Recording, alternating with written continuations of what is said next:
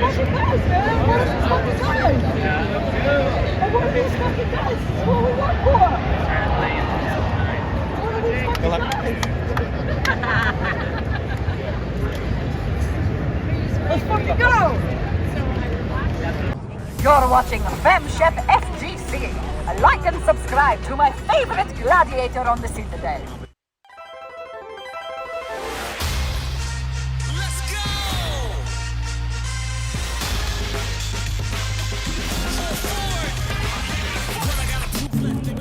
I'm Femme Chef, and this is my favorite EVO on the Citadel.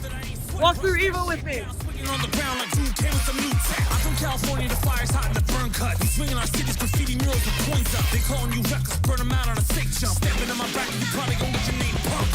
I pull it with the fam around me, pack the crowd in the stadium, get bodied on stream.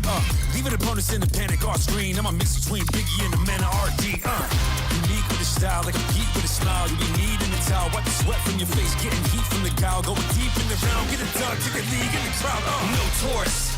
You want the fight, you better show for it. They want the smoke, you better go for it. Nah, I ain't blocking, I just hold for it. I just hold for it. No Taurus. You want the fight, you better show for it. They want the smoke, you better go for it.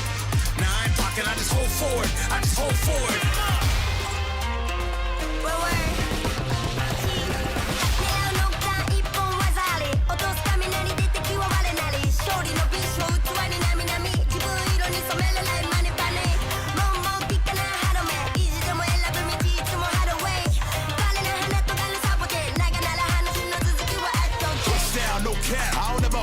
ZakeRyan making moves like we did the mocap. Twins on a smokestack. Oh, where your folks at? Neck cold, flawless. I find I'm like a low jack. Angry bird, the gang's absurd. I let my hands do the talking and still got away with words. Loosen belts, my moves are felt. Don't fight for victory, fight to improve yourself. No Taurus. You want the fight, you better show for it. They want the smoke, you better go for it. Nah, I ain't blocking, I just hold for it. I just hold for it. No Taurus. You want the fight, you better show for it. They want the smoke, you better go for it. Nah, I ain't blocking, I just hold forward. I just hold forward. Last year was my first time at EVO, and I had described it as one of the best weekends of my life, and I am so happy to report that this year's EVO was even better.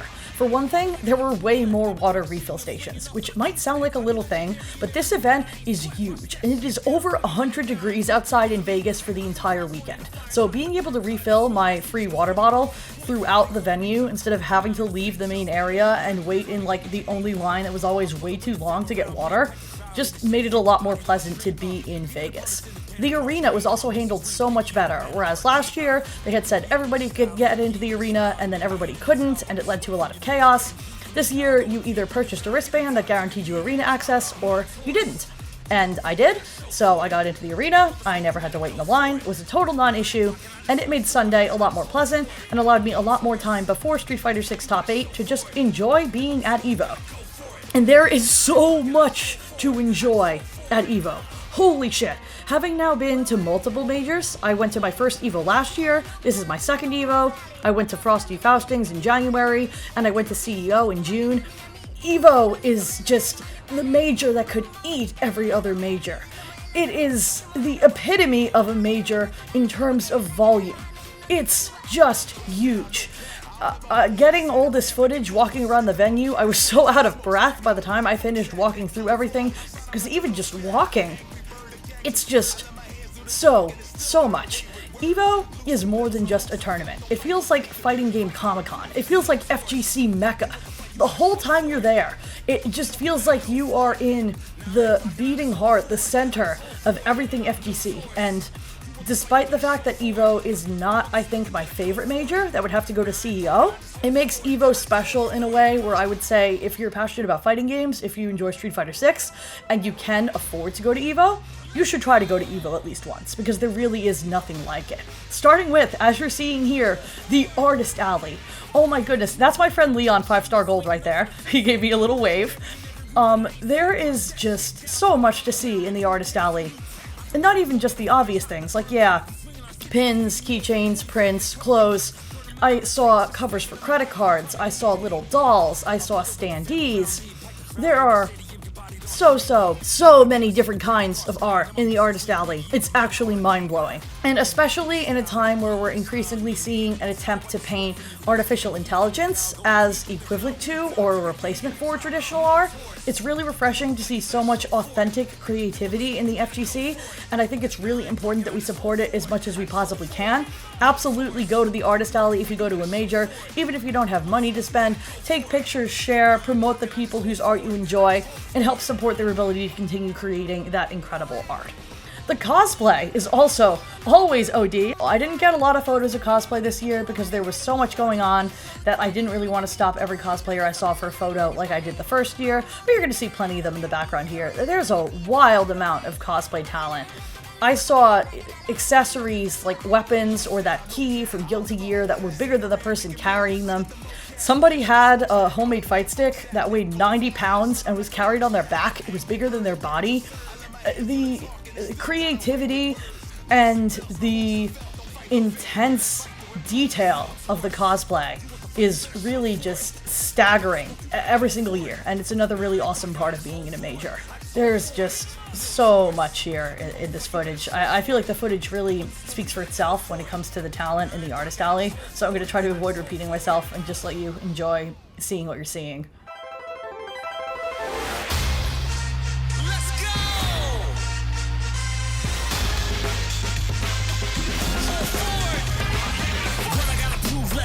Shimmy and swinging off of the two-step. I be legendary in every room that I ain't swept. Rush that shit down, swinging on the ground like Drew came with some new tech. I'm from California, the fire's hot in the burn cut. We swinging our That is the Jury motorcycle from EVO Japan, which, as you know, I got a photo on because it is in the thumbnail. Moving on from the artist alley here into some of the other things to see.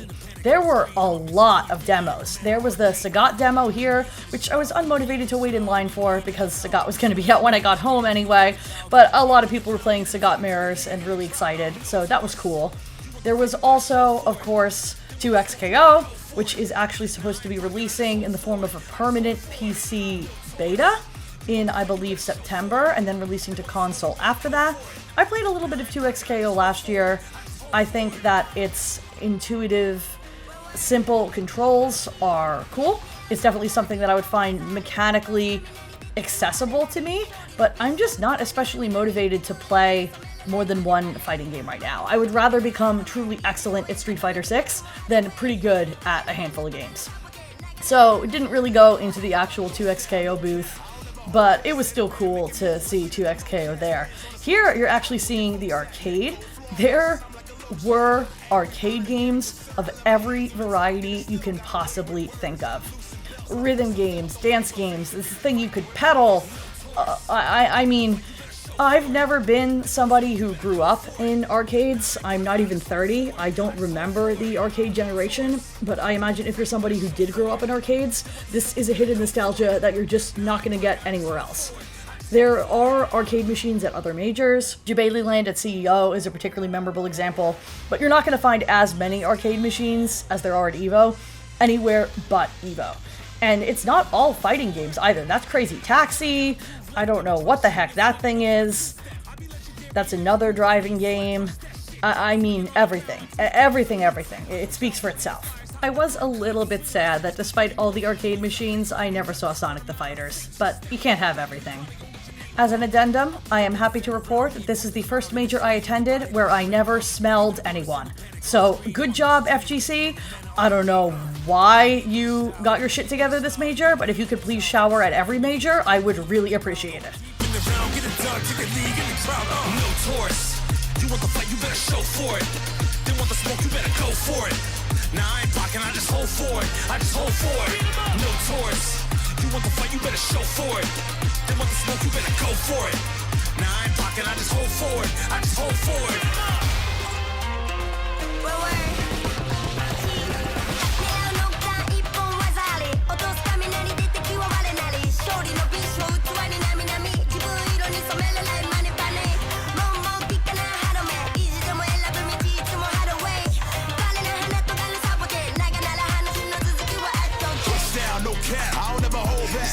Making moves like we did the mocap. Twins on the smokestack. Oh, where your folks at? Neck cold, flawless. I find I'm like a low yeah. Angry bird, the gang's absurd. I let my hands do the talking and still got away with words. Loosen belts, my moves are felt. Don't fight for victory, fight to improve yourself. No Taurus, you want the fight, you better show for it. They want the smoke, you better go for it. Now I ain't blocking, I just hold for it. I just hold for it. No Taurus, you want the fight, you better show for it. They want the smoke, you better go for it. Now I ain't blocking, I just hold for it. I just hold for it.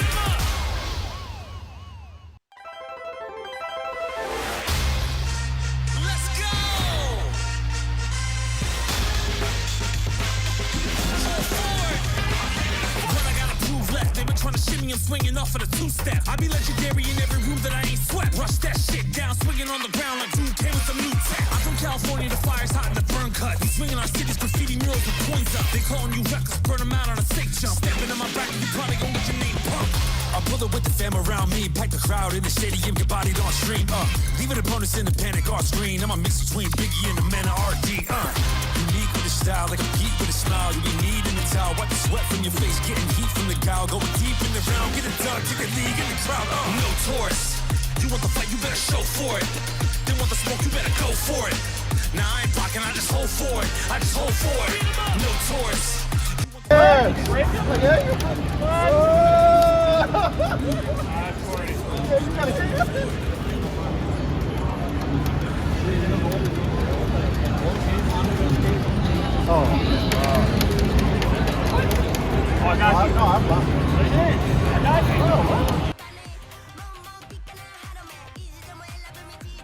There's more Artist Alley, even outside the Artist Alley. Every time I thought I'd officially walked away from the R, there was more R. I genuinely thought this was someone taking a photo of proposing to the frog, but apparently it was a cosplay repair thing. Oops. Either way, I got their permission to include that footage in the video. Thank you, cosplayers. I saw that frog last year, too. That costume's wild. This is my sponsor, SGF Devices. And as you can see here, they have the Gladius, the controller that I competed on, and even shouted me out on the sign, and they completely sold out of them at EVO, so that was really, really cool. I mentioned game demos earlier and said I wasn't really interested in them. There was one exception to that, and that was this indie game showcase. There were 14 different indie games from small developers, just showcasing either final or early builds of their games, and there was so much variety here. My original plan was to get footage of me playing all of the 14 games and include that footage and shout out each, but I realized that was going to be way too long, and I didn't have the time or energy to actually get footage of all 14 games, and I didn't want to prioritize some over others, so I ended up just including the walkthrough of everything. And a big shout out to the indie developers collectively, they did a really amazing job.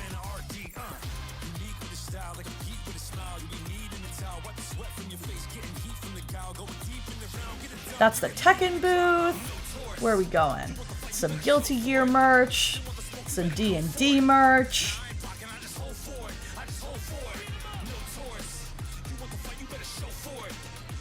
Mortal Kombat.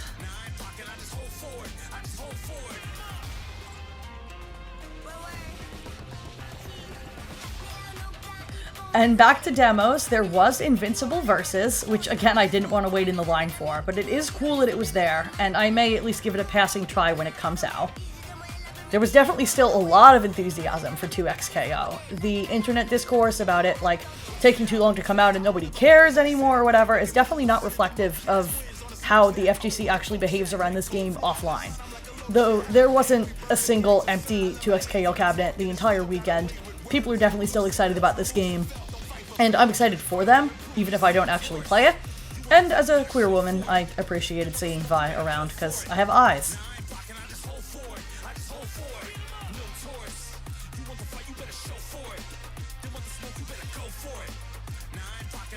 This gives you an idea of just how many setups there actually were. Even the massive arcade pales in comparison to the number of setups you need to run the number of tournaments that happen at EVO. There were like 4,200 entrants for Street Fighter this year, and that's like 1,100 fewer entrants than there were last year. Which leads to one of my other favorite things about EVO, and that is being able to meet all of the international players. I really enjoy not just having the opportunity to talk to them, but also often the opportunity to play them. By day 3 of EVO, in like the last few hours leading up to top 8s, A lot of the setups are just open because pools are over, and a lot of the players are just hovering. So towards the end, I was actually able to play NL, whose Akuma placed second at CEO. He had asked to play me at CEO, and I was really mind blown that he knew who I was from the internet and wanted to run it. We ran 6 games, he beat me black and blue. I only got 2 straight rounds, but the feedback now is stuff like clean up your spacing, vary your button timings, look for the whiff punish, don't be afraid to just block on wake up. It's really granular specific things, and the core of my game plan is working. It's really working, and that's incredibly validating. I also got to run a 1st to 2 with the Mexican Kusanagi, also on his Akuma, and I got a game, which was awesome. He double perfected me in game 3, but I did get around in the middle, so it doesn't count. And that leads to closing out this section of the walkthrough of EVO. If you don't believe me, maybe you'll believe some of my old and new friends that I asked for their favorite things about this incredible FGC event. Hey, my name is Raul Bevis, and my favorite thing about EVO is just the community behind it. I don't play Street Fighter as much, but I do play Zengi, and I play both modern and classic Zengi. So I just mess around in this game. What's your favorite thing about Zengi? Zengi, he just grabs people. I love giving hugs to people, and that's all it is. I just yell, "Hug me, brother!" whenever someone gets grabbed by me. So yeah. Dr. African, what's your favorite thing about EVO? Getting to play people, hanging out with my homies, and yeah, just having fun drinking. What's your favorite thing about JP? He's cheap. JuicyJoe, what's your favorite thing about EVO? My favorite thing is to meet everybody, every good player, and train with them, and also the competition is so good. So yeah, the competition is my favorite. And what's your favorite thing about JP? My favorite thing about JP is he's kind of all around. He struggles so much, but the favorite thing is the control, I think. Yes. Groundly Behemoth, what's your favorite thing about EVO so far? You know, I love the camaraderie and all the people here, and it's really cool just seeing a bunch of people that like have the same hobby as you. And what's your favorite thing about your main in Street Fighter? Oh, she just kills people. Marisa is up. Marisa is up this patch.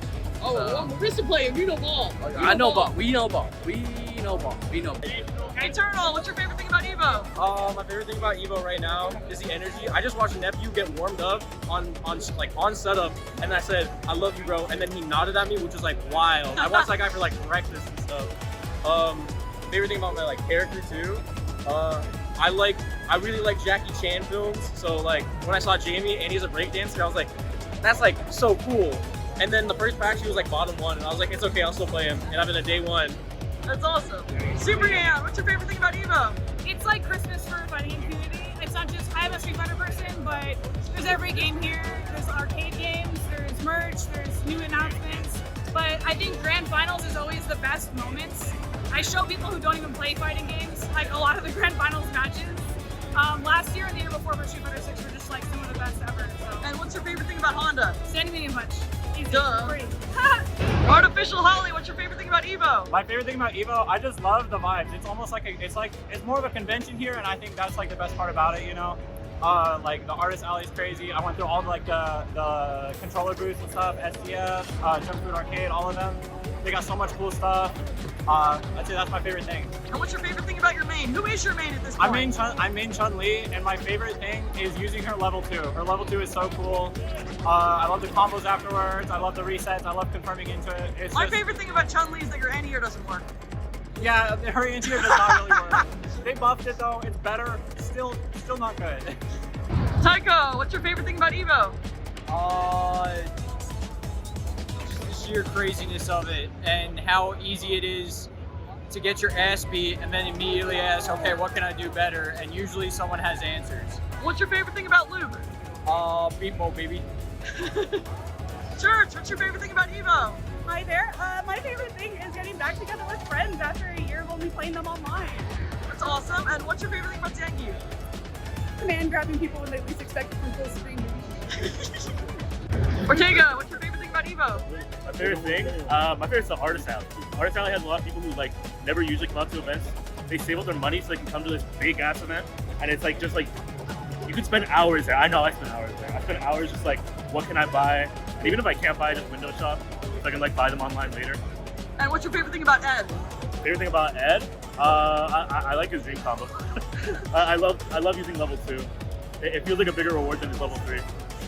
Jakey Senpai, what's your favorite thing about EVO? My favorite thing about EVO, I love meeting everybody who I interact with online for the first time. We go from online to IRL, I love it. And I'm a Ryu player, and before anybody in the comments says anything, Ryu is not top 5. But what I love about him, I love the hot shell gimmicks. I love the hot shell gimmicks. Oh, but they don't make him top 5 though. No, they don't. He's bottom 5. He's bottom 5. I'm a Ryu down player, always. Mr. Pink, what's your favorite thing about EVO? Favorite thing about EVO right now is being able to, because I don't get a lot of offline experiences.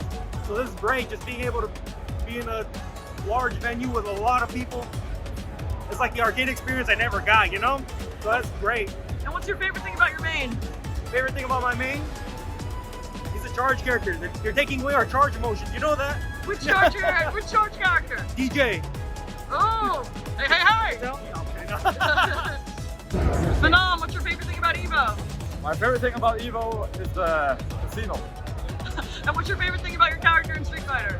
My favorite thing about my character is that he is an honest, mid-tier footsie. Oh, the ministry has changed priorities. Character.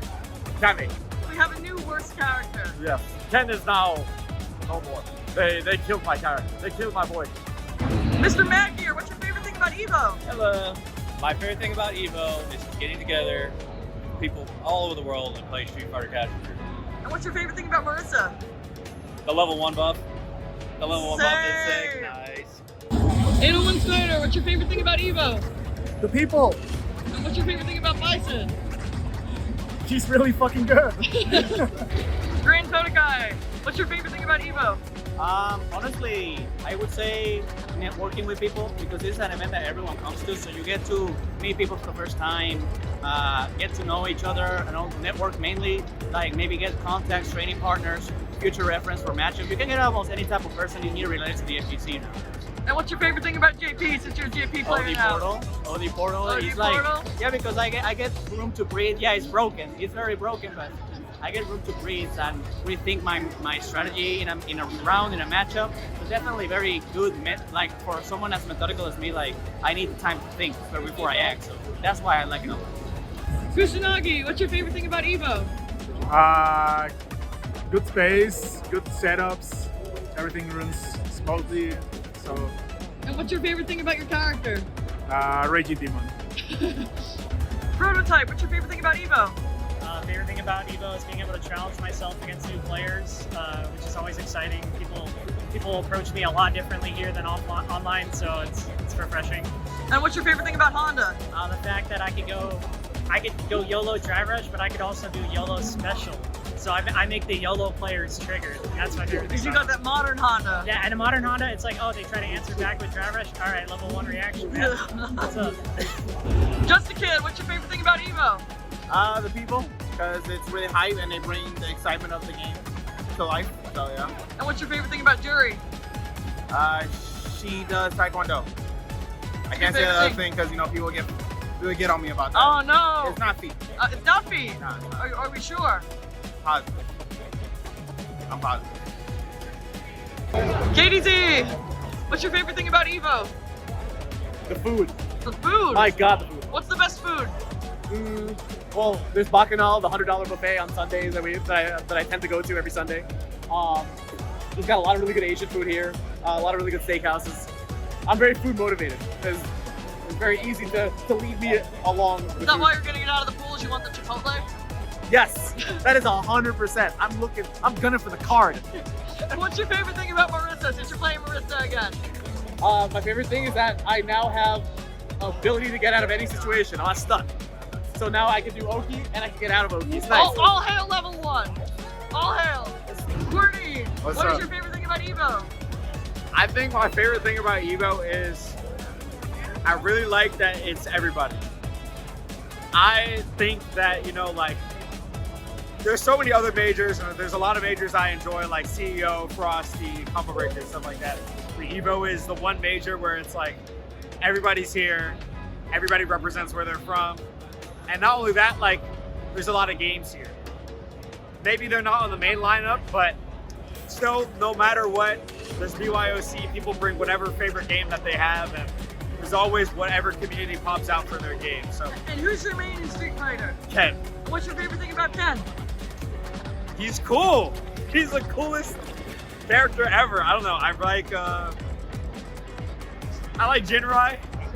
You and every other Ken player. You know, it's Jinrai for the win. he's just cool character.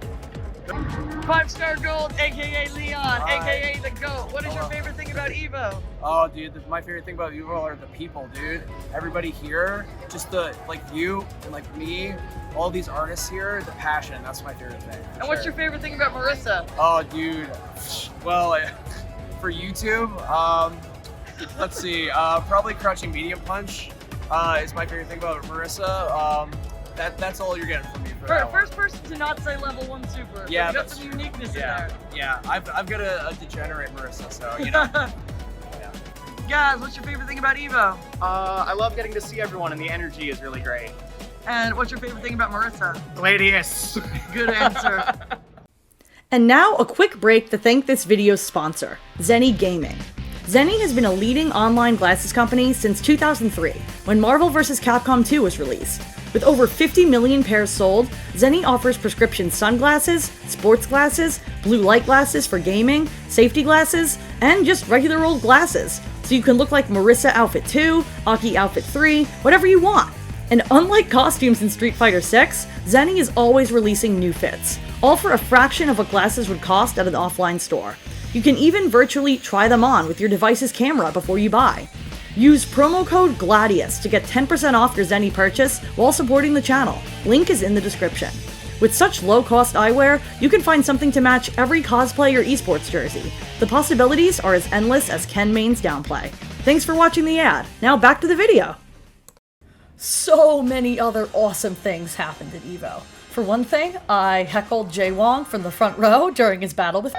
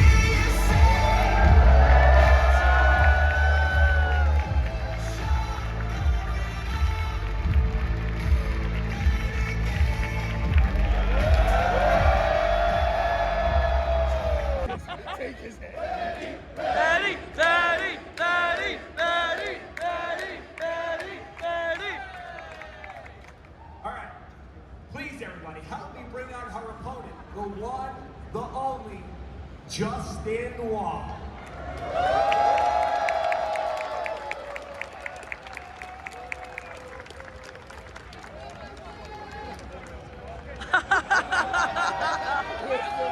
Where's the music?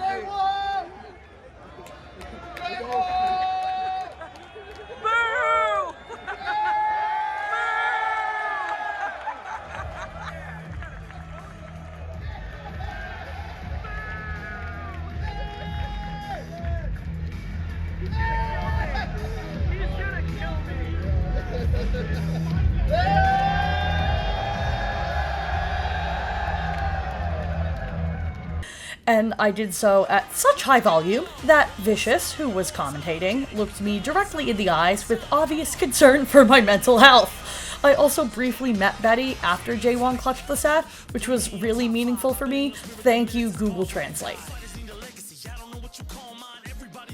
I got to watch Itabashi play Marisa expertly on the big stage, sadly placing 9th and not quite making it to the final day. But that didn't stop me from being slightly unhinged with how excited I was to see Marisa being used competitively at a high level again.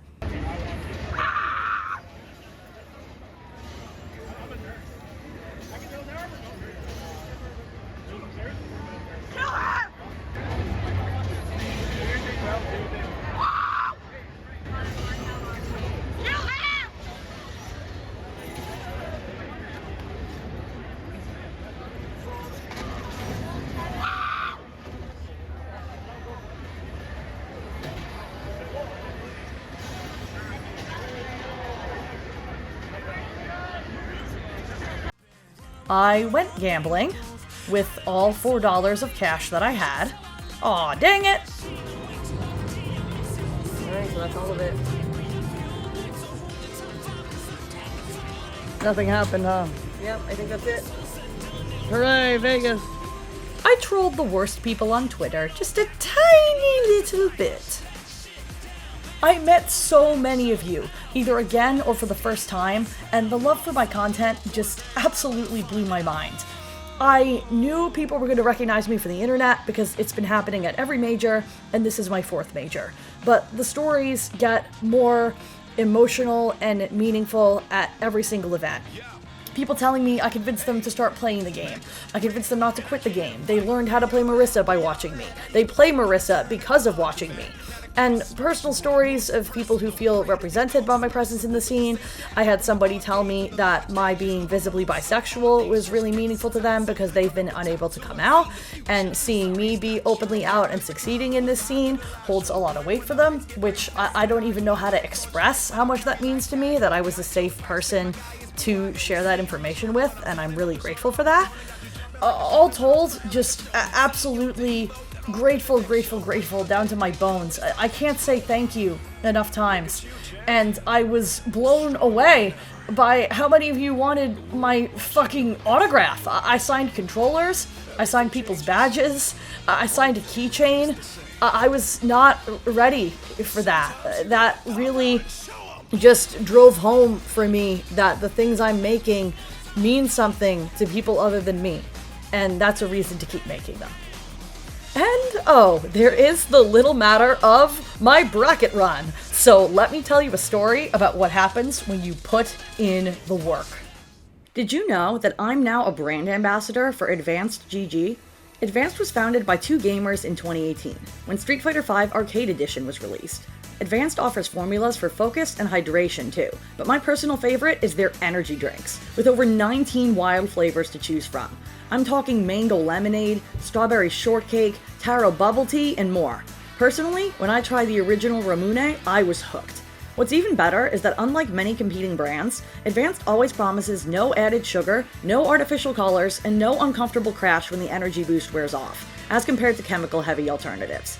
Each 16-ounce serving of Advanced Energy contains about the same caffeine as 2 cups of coffee, and it's all natural caffeine from green tea, too.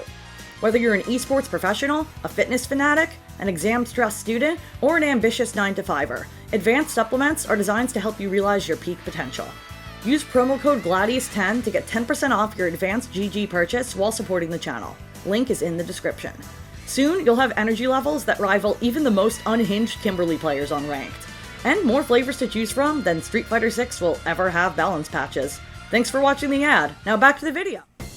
And so, day 1 is upon us, and I had gone full sweat and researched absolutely everybody in my day 1 pool as much as humanly possible. So, as much as I could find information on their CFN history, their tournament history, any of it, I kinda knew what I was getting into with at least 2/3 of the pool, and I wasn't really worried about most people.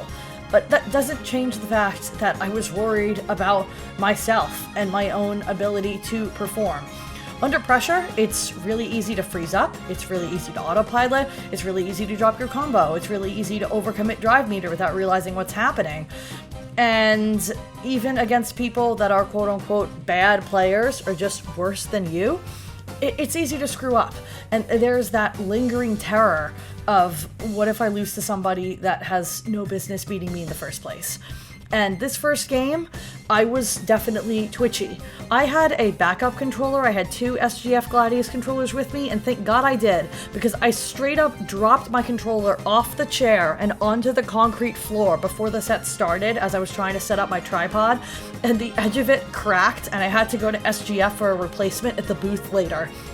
So I went in with a backup controller, and it was already pretty obvious that I was nervous, but game 1 went so well that at this point, I'm really confident, like, no, I'm not losing this. I got this, I just gotta stay calm. but he kind of pulled himself together here in Game 2, Round 1, and started actually fighting back a little bit. I imagine this was a little weird for him because he actually messaged me on Blue Sky ahead of time when I posted my bracket with, "Oh my god, that's me in your Round 1, you're gonna beat my ass," but I'm so excited. And anytime you're playing somebody you know from the internet, it's kind of scary. I feel the same way fighting people that I follow, and I don't envy that at all. So I'm sorry you had to fight me Round 1. You're welcome you had to fight me Round 1. I ran into him later and he was still really excited that he got to play me, so I guess it's okay. But props for pulling himself together and starting to fight back here in this round. I definitely realized, okay, I can't completely autopilot. I still have to play the game a little bit. And I would really rather not drop around here. I believe I do drop around here, yeah. This was my wake-up call, like, okay, I still gotta play the game. I can't just completely autopilot and run him over, because if I do that, then I could still lose. I shouldn't, and I won't, but I could, so I need to stay calm. And really just kind of running the game plan here, staying on him. I still need to work on my hit confirms where I get counter hit off the drive rush stand heavy punch, because you can go into back heavy punch instead of medium punch target combo and save some meter on the extension. But like, little optimizations are not on my mind at EVO. My mind is on general game plan, what is my opponent thinking, meter management, not dropping my combos, keeping it stable and secure. I get that round clean again, we go to final round, and I'm like, okay, I got this. Watching this back, as nervous as I was, as much as I think I should have been throwing out some longer pokes, and picking up on the fact that he really wasn't a twitchy opponent, so I didn't have to go for baits as much. I could have just stayed on him. Overall, I think I played this well. I picked up on the fact that he did wake up parry a lot. I didn't get perfect parried. I could have bullied the burnout there more, but I was confident enough in my ability to just keep steamrolling that I went ahead and went for the wall splat into a reset. Here, I'm annoyed watching this back, because if I'd just done a drive impact back, he would have been dead. But a weird side effect of being a modern player is you're so used to Twitch reacting to DI with super, sometimes you do it even when it won't kill. And here, this is what I mean about not picking up on the fact that he wasn't twitchy. I kind of tried to shimmy and bait, and it wasn't working. And then I went for this really clumsy overhead into throw, but I was just trying to end it, and I knew I had it. So, stay calm, got it, clean, on to round 2. And so, round 2, I got a Ken, and I was a little bit surprised because when I had found this person CFN ahead of time, they were predicted to be my round 2, and I thought they were a Honda player. And Modern Marisa is actually a really strong counter to Honda. I would have preferred Honda to Ken, but okay, I fought a lot of Kens. I know what Ken does. Let's get into it. And I'm playing it pretty slow right out of the gate. He starts doing a lot of fireballs, so I kind of try to test, can I just Superman through the fireballs, and then he stops fireballing, but I get into the corner, put him into the safe jump knockdown. He doesn't know it's a safe jump, maybe he doesn't know what a safe jump is, I don't know. Get the knockdown, mediocre, unfortunate timing, the DI actually beats the Gladius, weird interaction. I armor on wake up because I have the meter to spend, it doesn't work out, but I get the Gladius, he's mashing a lot, he gets a bad drop, and I kill him for it. Round 2. And again, he just starts for fireball, so I'm throwing out a lot of Superman punch. He clearly doesn't know that he can jab or DI or DP or just generally perfect parry the Superman punch. So I'm kind of running him over here. And he dies pretty early. At this point, the confidence boost goes crazy, because last year, even though I went 3-0 on day 1 when the pools were bigger and 2 people got out in winners, all of the sets were, oh, he didn't die. A brief panic here, a bit of a scramble, and I'm just like, come on, don't let me lose this. Why is he drive impacting? That chipped him out on block. I knew it would chip. I knew he wasn't going to react to it. But as I was saying, the confidence boost goes crazy, because last year, all my sets, even though I got out 3-0 on day 1, were these really close 2-1 sets. And this year, as I'm playing, I'm thinking, like, in the nicest way possible, from a purely competitive standpoint, there's no universe in which you beat me. I don't think there is a timeline in the multiverse where I lose this set to you. I have gotten so much better. I am so much stronger. I don't lose this. Even despite some weird drops here, I'm just not scared at this point. I'm playing with full confidence that I know what I'm doing, more so than the person sitting next to me, and that if I just keep it simple, I got this. I'm reading the fireballs. I decided to just ignore the DIs because Twitch reacting to DI is hard, and it's not critical. If I block the DI, nothing terrible happens. It would be nice if I reacted to it. That was a terrible overcommitment from me. I got overconfident, tried to go for the OD wall splat. It just worked out, but here I had exactly enough meter to cash out and kill. Realized it, went for the kill. I did kind of swag on him a little bit here. I unplugged my controller as soon as the super started and said GG's, and he was still looking at the screen like he wasn't sure he was dead, and I knew he was dead, and I was kind of feeling myself. So that's up 2-0, and now this is where my heart rate really kind of started to speed up, because this opponent here was seeded to send me to losers. And I had watched him play his other matches, and where a lot of the people in this pool were clearly either newer to SF6 or not serious SF6 players, this guy clearly had a semblance of what he was doing. He was cleanly beating a lot of other people in the pool. I don't think he dropped a game until now. And I don't love the Aki matchup. I have a lot of practice with it, but I really don't love it. I did not need to drive reversal that, it's only plus if it's OD, but I reacted to the animation, it's fine. I tried to Superman, he caught the tail end of the Superman and actually reacted to it and knocked me out of the air. And so I'm already seeing here, this guy has a much stronger sense of how to play the game. That Gladius anti-air really looked like it should have worked. That was unfortunate. I'm getting throw looped, I am not going to get baited, I'm not going to attack, I am not going to attack. And I tried to press something after Superman punch that was just a little bit too slow, and he's mashing. I played a lot of this set trying to bait something, or trying to throw in a cheeky command grab because it beats Aki's OD slide. Watching it back with Dr. African afterwards, he was just like, this guy's mashing. I don't know why on earth he was mashing on Marisa, but you should have just meatied him every single time. And this is where my tendency to overthink and go, but I gotta layer my strategy, I gotta do multiple different things, kind of screws me up a little bit, because I really could have just meatied this guy to death. But all the same, I'm playing okay here. I'm getting throw looped at the corner. This round's not going well. I tried to press a medium there instead of going for a frame trap, and again, he's mashing. I'm not appropriately reacting to the fact that he's mashing. I get the super.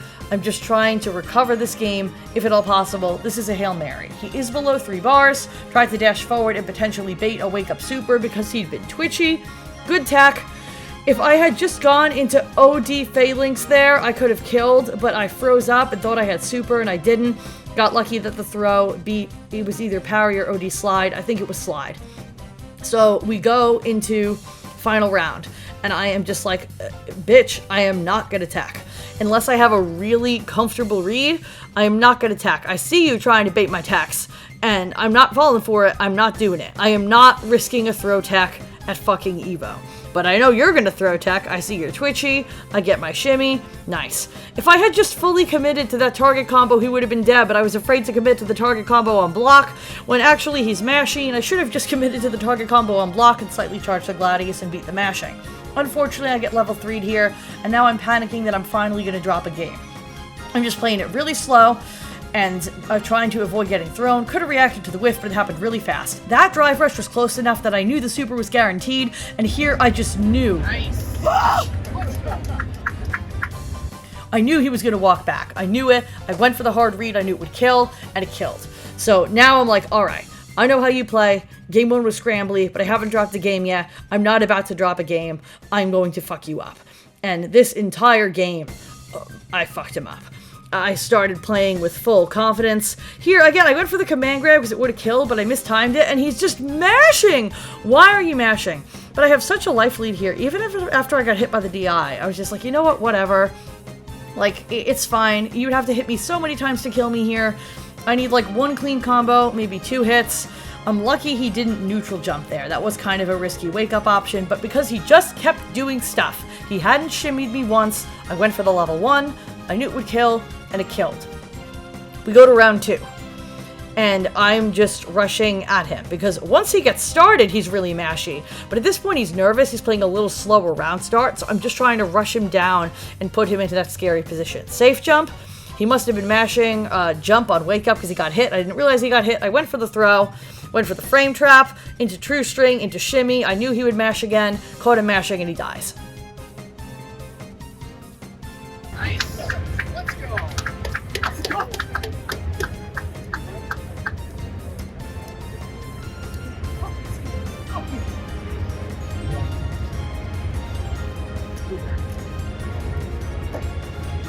I was supposed to lose that. I was supposed to.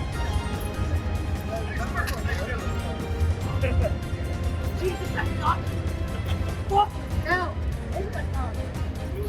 Just leave the fuck out. They have a lot of them. Oh, God, yeah. JuicyJoe is a Capcom Cup Pro from Sweden, and I have been practicing against JP a lot. I was really hyping myself up. I had already envisioned in my head the pop-off I was going to do if I actually managed to get JuicyJoe, and I had a little bit more confidence despite my discomfort in this matchup, because I actually played a 1-3 with him in casuals at CEO, and it was really close. It went to Game 5. But what I neglected to consider is that in that 1-3 that went to Game 5, he demolished me in Games 1 and 2. And then I calmed down and thought about what he was doing, adapted, got Games 3 and 4, and he won Game 5. So in 1-2, the fact that I can adapt after 2 games just doesn't fucking matter. I dropped my punish there. Between the nerves, my discomfort in the matchup, the fact that I haven't labbed perfect parrying the spike, and just his comfort under this kind of pressure and his immense experience as a player, this was just not gonna go well for me. I'm less embarrassed watching it back than I thought I would be, because at the time I felt like I really just got hung out to dry in public and made to look like a complete scrub. But there's always somebody that'll make you look like a complete scrub. And looking like a complete scrub against somebody who made it to Capcom Cup and cooked there is really not the end of the world. Actually, watching this back, I didn't play terrible. He is just more stable than me. He's more comfortable than me. He knows the matchup better than me. He's more experienced than me. He's that guy. And he made me look like a scrub. But I did not overall play this terrible. I made a couple of critical mistakes, and I also got nervous. The fact that he killed here, I was dumbfounded that that killed. Game 1 went so quickly that I was just like, I barely even have any information to work with. All I know is that I'm getting fucked. I'm getting completely and totally fucked. So I waited a second. Off screen here, I'm getting a drink of water. I'm thinking, what did he do? Why did I get hit? He tried to check my round start drive rush with parry.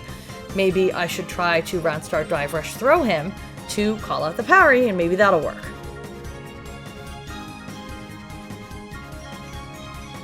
Or more accurately, that was what I did in round 2. And here I was like, alright, now he thinks that I'm done pressing buttons round start. He's going to try to drive rush, so I went for a round start button and it worked out. Here I got hit by 2 command grabs in a row because I was not looking at JP's hands. I was just seeing purple and tapping parry, which is a really common mistake in this matchup, and I know better, but I got scared. As soon as I got hit by the second command grab, I just knew my mental was in the wrong place, and not only was I losing to a better player, but I was losing to myself to a certain degree. I think if JuicyJoe and I played a 1-10, it might be a little bit closer, and I might feel a little bit better about myself. But right now, he has my number, and he's an incredibly, incredibly strong player. JP is just hard for me. I ran a 1-10 with Stealth, a very strong JP from Texas, the week before this, to prepare for this, and Stealth 10-0'd me like I'd never played a video game before. There's always somebody that can do that to you. It's okay. It is okay. But it did not feel okay at the time. I was embarrassed and frustrated. What you're not hearing, because I turned off the sound, is me just going, fuck, what's wrong with me? What the hell am I doing? Like, audibly tilting. He knew he had me because it was clear that I was just uncomfortable. Does he kill here? He does. Swaggy combo. And that kills. And I was upset. Oh, it doesn't kill? I tried to go for a cheeky DI, and there I die.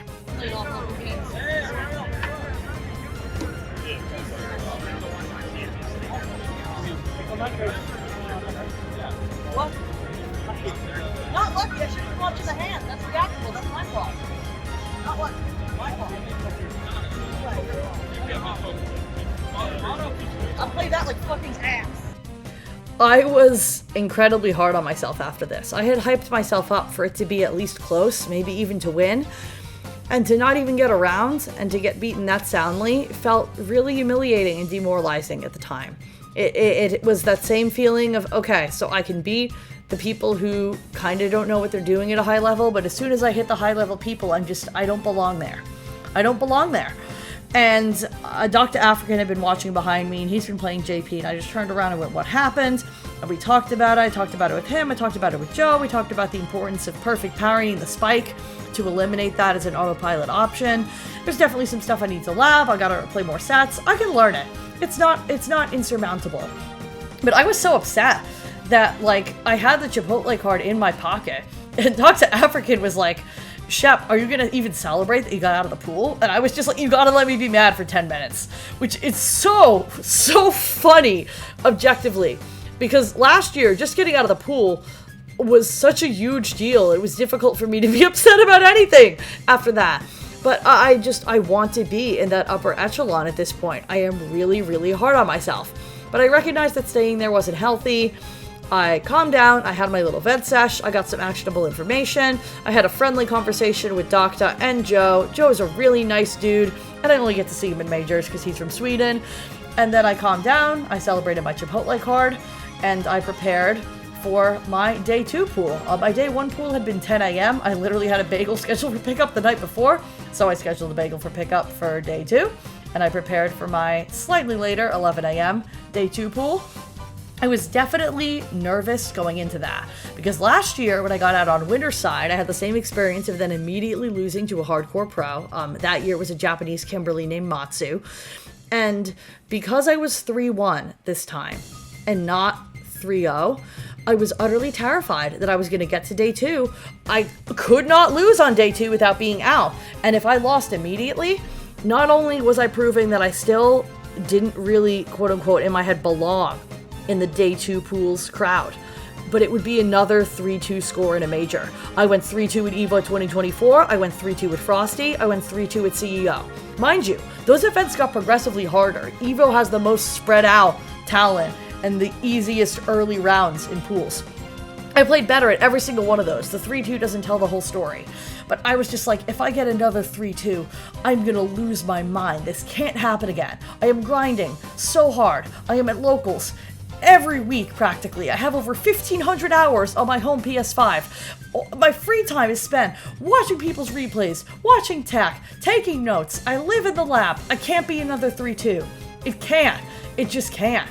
But I had to get myself into the headspace of, you are locked in here with me.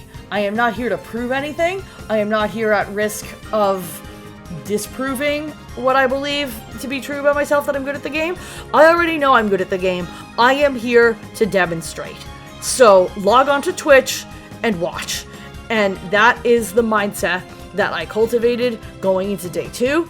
And despite actively feeling like I might throw up, I showed up and I gave it my all. And here's what happened. So, my first match is against a Ryu player, which is not really a good thing this patch. Ryu has been juiced to the gills. I think he is easily the strongest Shoto, and he's a scary matchup for anybody. But I was hyping myself up here. I was going in fully believing that I could and should win this, and I started out with a bang, rushed him down, then tried to bait in case he attempted to prevent the rush down. I'm willing to take the throw. Playing the neutral really slow, walking, blocking. He's not looking to whiff punish the Gladius, so I'm not super afraid about throwing out the Gladius, but I don't want to overcommit. Got a good perfect parry on the fireball, could have OS'd it, but I'm playing really slow. Catching him, trying to just throw out some fast buttons with the forward medium punch, neutral jump into medium punch target combo conversion into safe jump.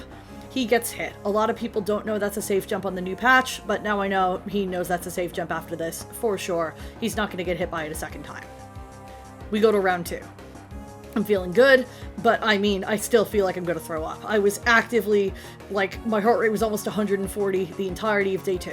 I'm checking the drive rush, I'm parrying the fireballs, I'm getting my countered hits with forward medium. I'm playing this really, really clean. And I'm feeling really good. I'm controlling my movement. I'm not overcommitting. That was supposed to be command grab, but it's okay. Sometimes that happens. Really bullying him in the corner. At this point, I'm just looking to burn him out because he's low on drive bar. I shouldn't have really pressed there when I was negative, but it traded because he pressed too big a button. Get another counter hit with forward medium punch. Try to bait something. He's not biting. I don't know why I went for DI. I think that might have meant to be drive reversal. He goes for level 3. I still have a healthy life lead, but this is putting me close to burnout, which is not a good place to be when Ryu has his scary Hasho gimmicks at his disposal. But I'm not overcommitting. I'm playing really slow. I'm waiting for him to overcommit. I'm looking for the interruption. I'm looking for the whiff punish. Now I'm in burnout. And I was looking for any gap in the Hasho. He spaced himself improperly, and I got my modern level 3. He didn't get around, so I'm feeling really, really good. But we go to the rematch screen, and he's just sitting there. And that is the scariest thing a person can do in offline, is actually take a breath to collect themselves after a bad loss. It's what I have been doing throughout this tournament. And he goes back in much more aggressive, much more confident, and his friends start hyping him up in the background. Which, like, they weren't rude or anything, and I love people getting loud, hyping up their friends. My friends did it for me, but it is nerve-wracking. Absolutely nerve-wracking to realize people are rooting against you, and they're like, ah, she's losing, she's losing. And I am still trying to play it clean, but he has slowed it down enormously.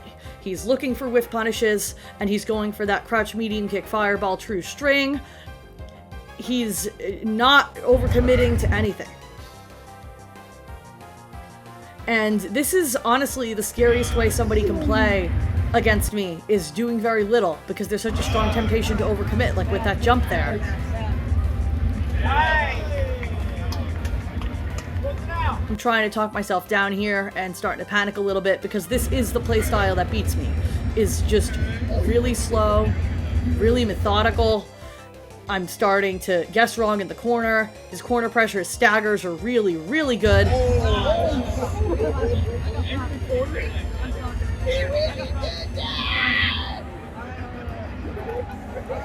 I'm actively trying to talk myself down, and I just went straight back in. I did not want to lose my momentum. I didn't want to take a second to panic. I knew what I did wrong. I overcommitted. I see he's changing the way he's playing. I just need to walk him to the corner.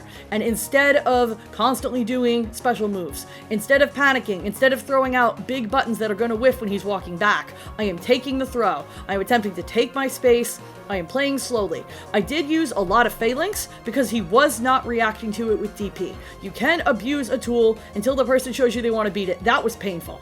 That was a painful whiff. I picked up in the first game that he was very good at recognizing when he could safely DP after medium punch target combo, and he started representing it a lot. I baited it. I had my moment of like, oh shit, but then I chose to pocket that as that's still good information. I now know I can bait him by doing that. If I do it again, he's likely to do it again, and I can still potentially get my punish. But he's reacting well to my jumps. I'm jumping a little bit too much because I'm nervous. At this point, it's set point. I cannot drop around. I cannot drop around, and I am playing mad slow. Not quite as reactive as I'd like to be, but I am just trying to keep my panic in check. You see that Gladius did not whiff. I was close enough for the Gladius to connect, at least on block. Now I'm walking into the corner. I'm representing Superman. I'm starting to read the timings on his fireballs, and I'm staggering when I'm doing stuff so that it's harder for him to react to. I finally get him to the corner. This is where we want him to be. I did not react to the jump. Not great. It's okay. I recognize he's been throwing me a lot. Now it's probably time to start representing throw tech. I represent the throw tech. I am not going to get clipped. Trying to just burn his drive gauge here. Not pressing when I'm minus. Just holding my space. Keep him in the corner. Keep him in the corner. Trying to bait something. I caught him mashing. Safe jump. And the information I learned earlier, he is liable to DP there because it was working before. This time I don't do my punish too early. I get the punish and he dies. Set point, final game, final round. I feel like I'm gonna shit myself. I am fucking terrified at this point. It has been such a good set. Go for the reset, hoping he'll commit to something. He doesn't, but I get to bully his drive gauge more. We are only 10 seconds into the match, and he is below 2 bars of drive. I just want to put him into burnout. There, he doesn't DP because I've conditioned him. I didn't react to the throw. If I'd reacted to the throw, he'd be dead. But I go for the wall splat, and I've been staggering in such a way that he wasn't ready for it. In hindsight, a regular combo absolutely could have killed, but I wasn't 100% sure with the wall splat scaling when modern Marisa doesn't have quad, so I went for the reset.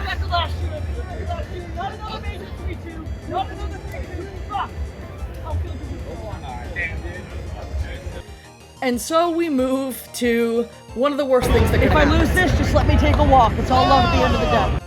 Another JP. I did not want to fight another JP, and to make matters worse, Tito here is also friendly with SGF devices. They actually sponsor his local. He had a jersey with their name on it on day one. So this was the only possible SGF team kill in the Street Fighter 6 bracket, which sucked. And I am uncomfortable in this matchup. You already saw what JuicyJoe did to me. This was not great. And I tried to avoid, like, going too deep into his results ahead of time, but I know, like, this is somebody that places well in World Warriors, places well in onlines, regularly top 3, if not winning, his locals in Tennessee. Tito is a good player. A damn good player.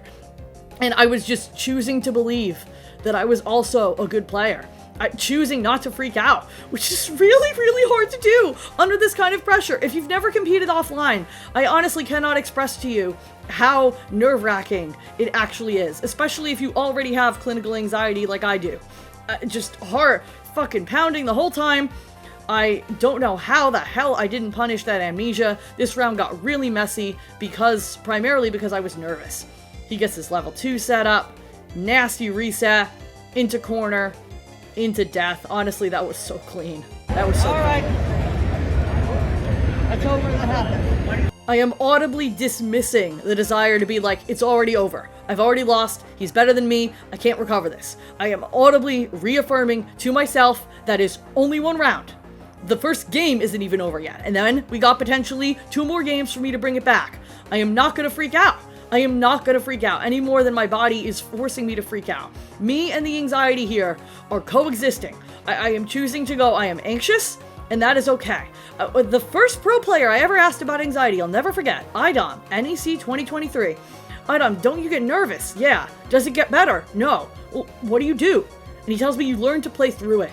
And I'm just saying that in my head this entire fucking time. Play through it, play through it, play through it. The anxiety doesn't mean you lose. The anxiety doesn't mean you're bad. The anxiety doesn't mean you can't do this. You and the anxiety are coexisting. Drop my punish. I also could have killed there. I should have killed there. But game 1 nerves go crazy. What happened here? Level 2. I have been working on blocking the level 2, but my timing is still not quite right. I got hit. He went for the reset into command grab. The resets are nasty. Baits the throw. I'm still able to tech his follow-up throw. I'm trying to just walk him down, and we both drive rush into each other. Game 1 goes to Tito. And I am already where I've broken my record. I'm already above 3-2, but I don't want this to be over. I want to win the team kill. I want to beat JP.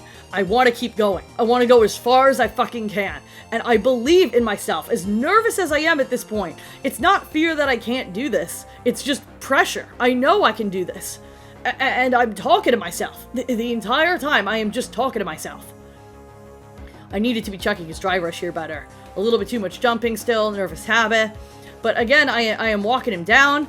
I'm playing patient. I'm looking at his meter that he's already low on drive meter. I gotta stop jumping. But he burnt himself out on that combo, which is good for me. I'm mostly looking at the fact that he's in burnout here, and if I can just get in, I can bully him as long as I don't get hit by amnesia. The fact that amnesia still works in burnout's a pain in the ass. He teleports in. This round is not going my way. He's just trying to get as far away from me as possible, but I recognize that he'd been checking drive rush with long buttons that were probably not cancelable. And I did, oh wow, I actually did convert. Does he die?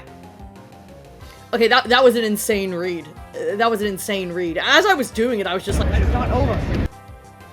I can't believe that worked.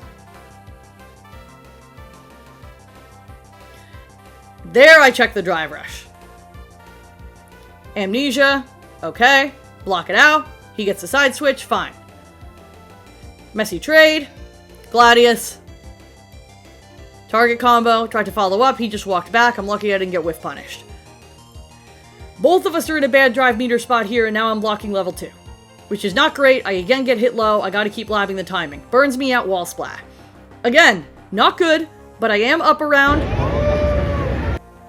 He drops his combo. I accidentally screwed up my combo and got a funky reset. You got him. Let's go! I wasn't ready to punish the amnesia, but I still cleaned up the round because he panicked harder than I did. So at this point, final game, and I'm just trying to keep it clean and simple. Don't overcommit, don't get hit by resets. Man, he's playing so technical and varied here. I'm getting hit by so many weird setups. Like the first time they've shown up, he's not repeating setups. He really played excellently here. And I am still incredibly proud of myself for pulling this off, honestly. But I got the read, and I actually converted into the correct combo there. I had the awareness, and I went for the less meter spend combo. I tried to tech the throw. I got hit by amnesia. Tech the throw. He's trying to just bait throw techs with neutral jumps a lot. He's in burnout, so he couldn't actually kill me there. Again, I just went for this bold DI in his face because he's not looking for it. Like, it felt scrubby as I was doing it, but keep doing it until it stops working, right?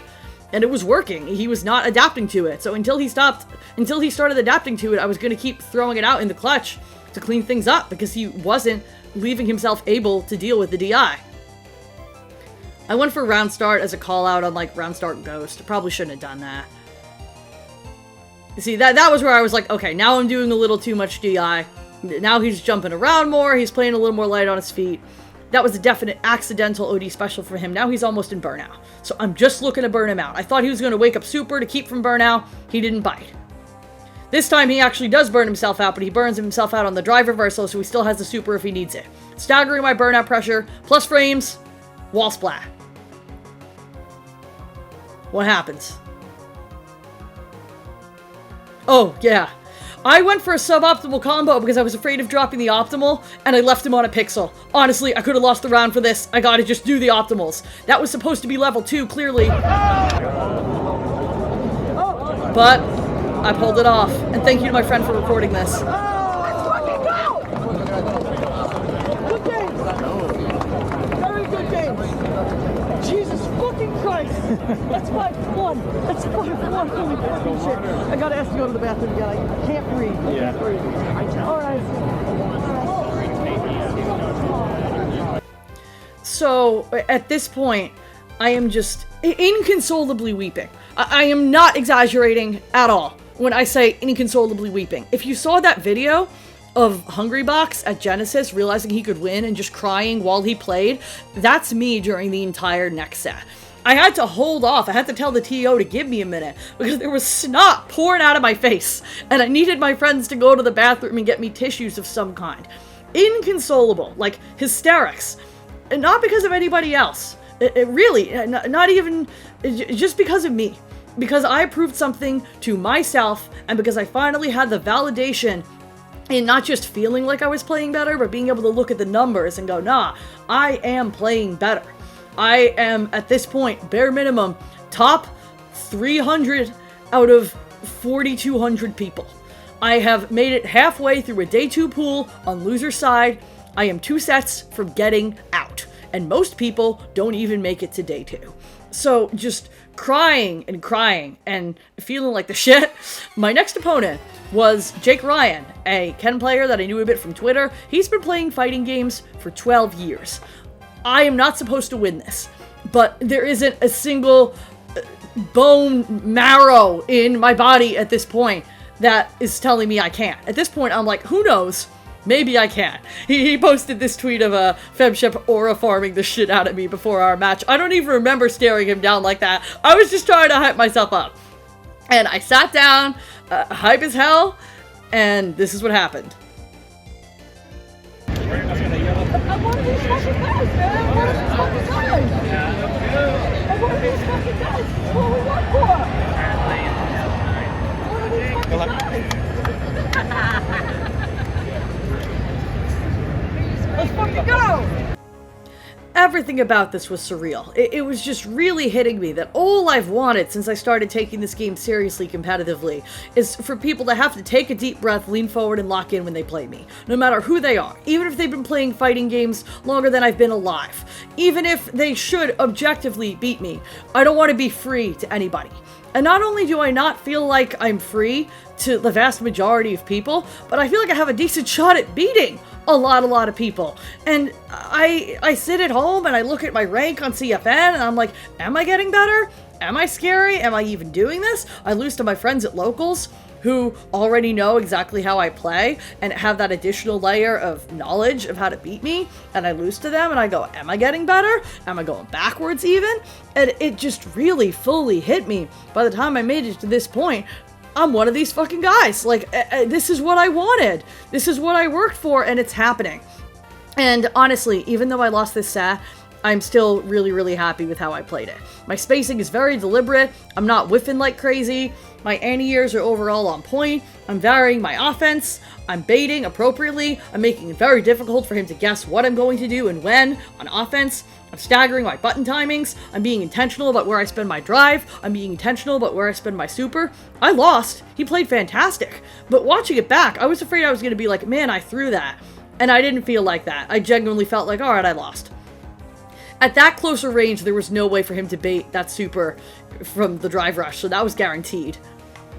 Catches the startup of the Superman. Jumps over the Gladius. She's trying to bait something out of me, and I'm just not teching, but I knew he was going to go for a Jinrai follow-up, and went for the super. I went for the hard call-out that he was going to try to catch me shimmying. Let's go! And it worked. I could have gotten counter hit there. It wasn't actually plus enough to hit that button. We go to final round, and I'm believing I can do this. I am still crying, mind you. I am still crying this entire time. The entire time. Just tears streaming down my face. It must have been really something to sit down next to me. He was still laughing about that the next day. He's like, I couldn't believe what you said after you blocked my DP. I had no recollection of it, because I was so hyped up. Let's go! I really just straight up told him to fuck off. And like, that's the kind of thing you can only do offline, when you can see the other person doesn't actually disrespect you, and here the bonus of we kind of do each other online. So I knew it wasn't going to be hard feelings at the end of the day. It's trash talk, it's competition. Man, I nailed it with that backdash! I played well here! I played well here! I think the biggest mistake I made is too much phalanx. I was still a little bit in my head about how the Ryu player, LightlySaltedTaco, had played, and JakeRyan was a lot more effective at dealing with the phalanx. And this is kind of the point at which I started going, okay, I need to use it a little bit less, I need to play slower, I need to press fewer buttons. It's okay to just wait for my moment. Perfect parry! Didn't want to burn it, off-scaled damage. Yeah, again, where I'm going for the phalanx and he's ready for it. It took me a little too long to figure it out. I thought he was going to try to attack my drive. I was right. Good wake-up super. Man, I love that level 1 buff. Caught him mashing, because last time I went for something that wasn't true, this time I went for something that is true. Good perfect power from him. Side switch. Put me in the corner. Wake up Gladius. I'm really low on drive here, so I'm just trying to keep my distance and get my drive back as much as possible. That was crazy! Whoa, oh my god, why did I do that? But it worked. Hey, it worked.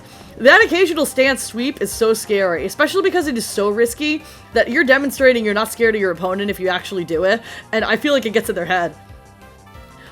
Oh man, my defense goes crazy here. My defense goes crazy. Do I lose this round though? Yeah, I went for the stance sweep again. I got greedy.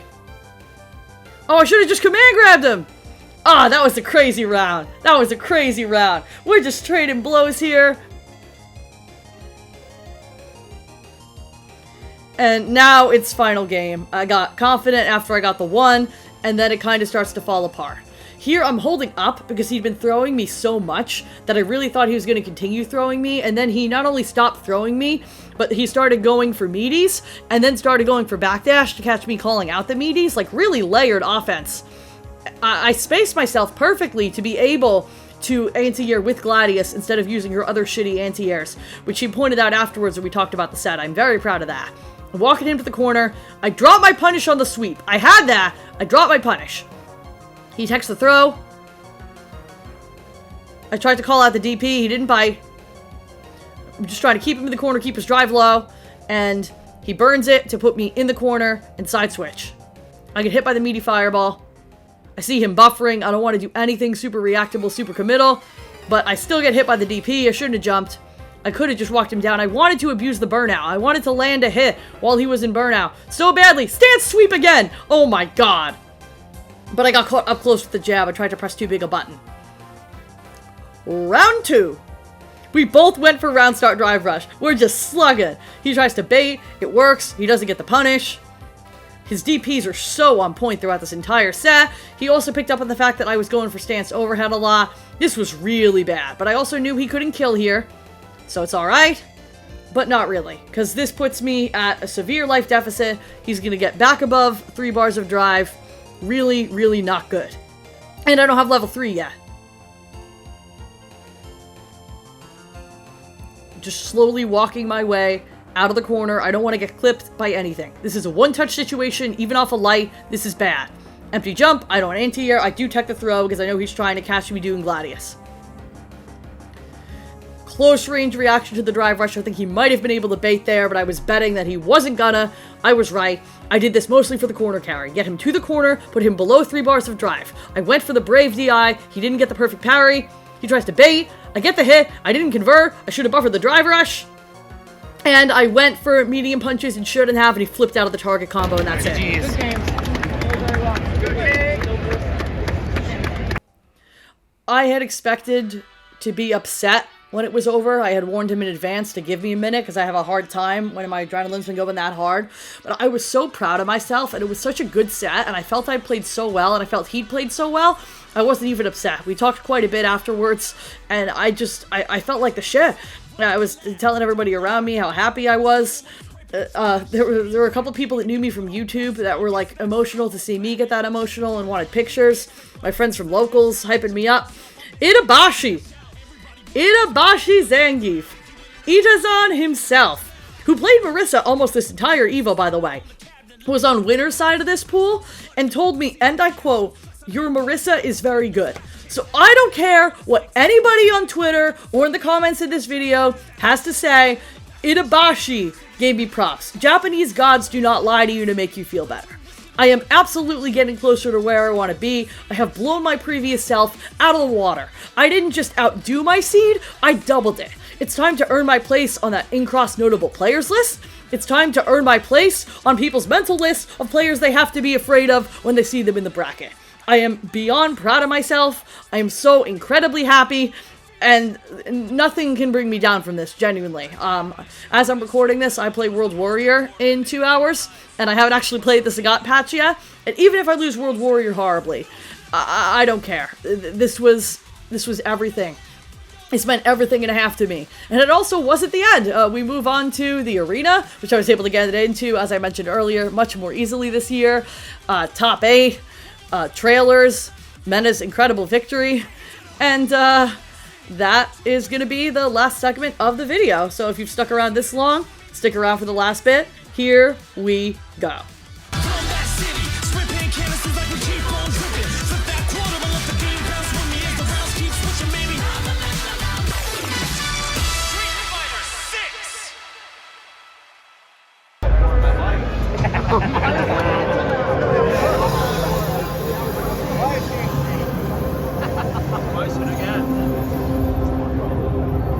That's the leader of the organization known as Shadow. His name is Marisa. This is based on his battle prowess.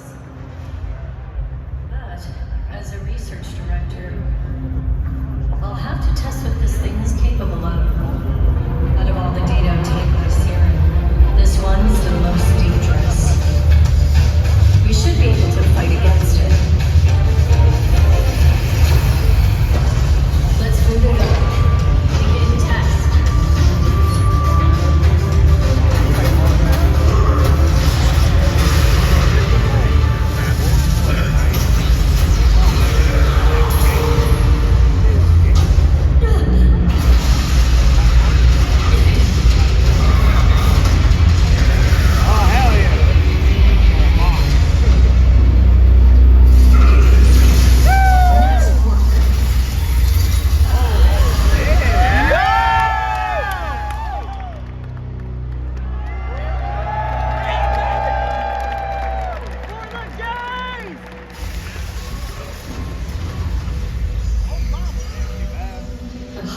Oh my god. I hate doing overtime. Oh my god! Ladies and gentlemen, that's loud, very loud, but not loud enough. Are you ready for another trailer?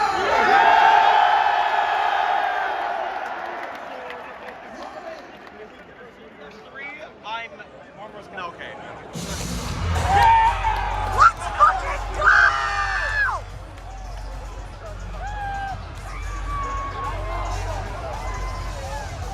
Oh my god!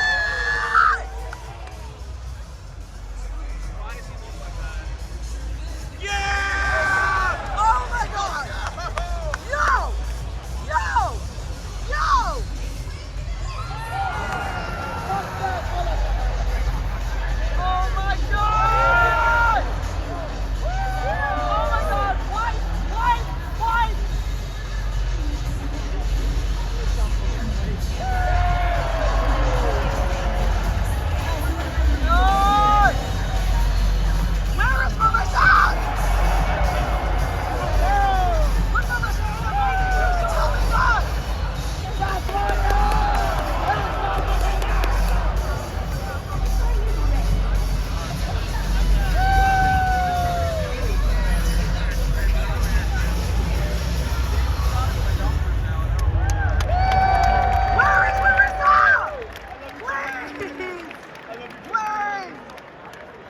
FGC! FGC! FGC! FGC! FGC! FGC! With that said, ladies and gentlemen, I think it is finally time. We're going to get into our talk meeting and send things over to our volunteers. Let's get it.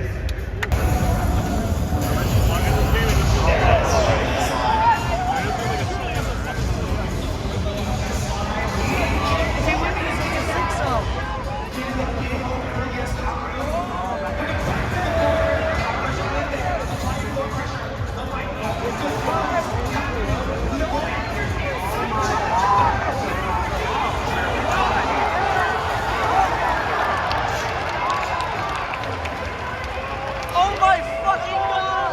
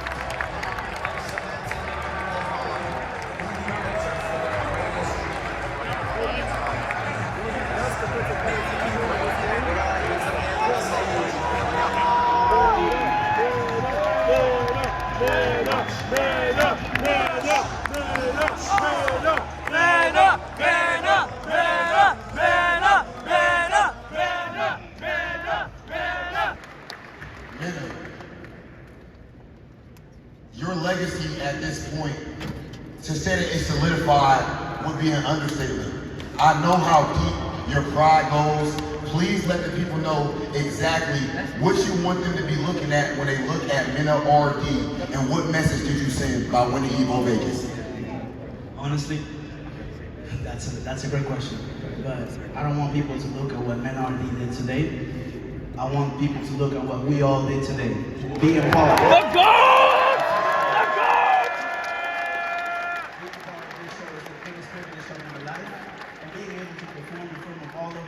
Just confirm to me that we're doing something beautiful. Thank you so much.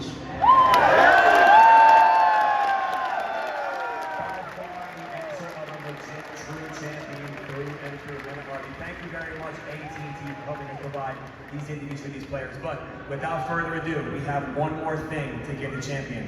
Chris Lee, can you please assist us? Can you please assist us, Mr. Lee? Let's go, EVO 2025. This is it, your last chance. Turn this place upside down, inside out, for the Street Fighter 6.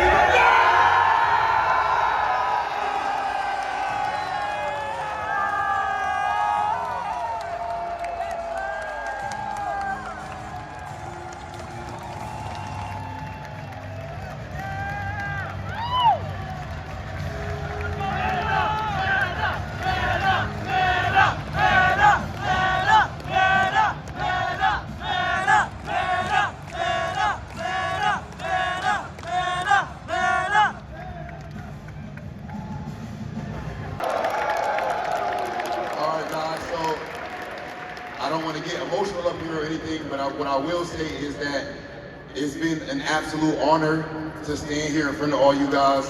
The FGC absolutely changed my life. Even when people didn't believe in me, you all did. And I believe all of you guys just the same. This is the most amazing community on this planet. And forever, I will represent the fighting game community. Thank you. We love you! I couldn't agree more. It's such an honor and a completely humbling experience, not only just working along these legends, but also putting on a show for each and every one of you, because honestly, without this community, I don't know where I'd be. So thank you guys. I have to agree. I can't believe when I started watching in 2009 that I would get to stand in front of all of you Las Vegas turns into something truly special every single year. And it's because of all of you and all the passion and all the love that you bring and the love that you have for this scene, your locals that you bring to Las Vegas and you represent every year. And that makes this truly fantastic. Thank you.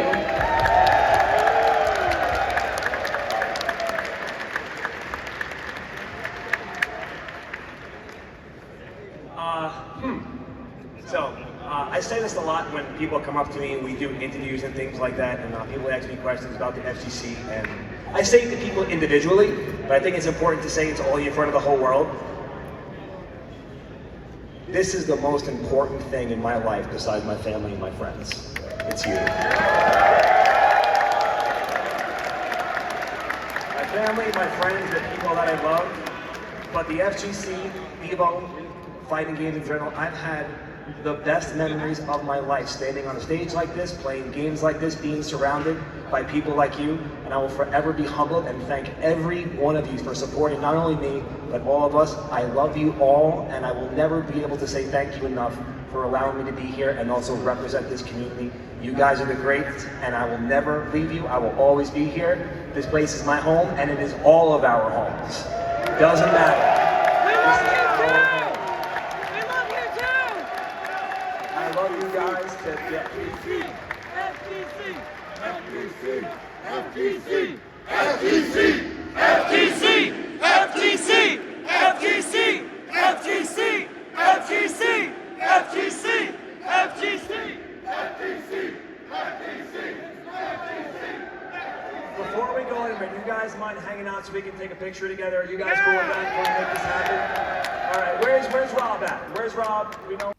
Now, I am always in the arena for top 8 at a major, and this time I was determined. I was not going to get lost in the group photo. I made it to dead center, front row, directly in front of the stage, and I could not wait for this photo to come out. Now, I just want you to take a close look at where I am in this photo. I got Mike Wazowski'd so hard. I do not understand how this continues happening to me, but it cannot take away from the fact that this was yet again one for the books, one of the best weekends of my life. Thank you, FGC, for everything. I love you so much, and I can't wait to see all of you offline again soon. Where are you going? Before hitting like and subscribe,